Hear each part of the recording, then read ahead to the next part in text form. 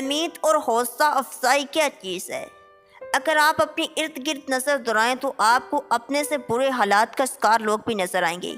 خدا کا شکر ادا کریں آپ ان کی جگہ پر نہیں ہیں۔ وقت سب سے بڑا مرہم ہے۔ یہ موقع فراہم کرتا ہے کہ آپ اپنی پریشانی کرنے والی بیماریاں دور کر سکیں۔ جب حالات بہت زیادہ خراب ہو جائیں تو وہ مزید خراب نہیں ہو سکتے، انہیں بہتری کی طرف آنا ہی ہوتا ہے۔ امید اور یقین کی مدد سے بدقسمتی سے بچا جا سکتا ہے۔ جب امید مر جاتی ہے تو مواقع کبھی اس کے جنازے پر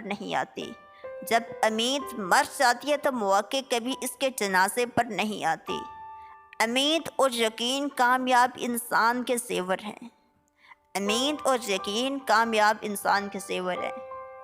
بغیر کوشش کیے کسی شے کا وافر مقدار میں حاصل کر سکنا ایک ایسی امید ہے جو کبھی پوری نہیں ہوتی۔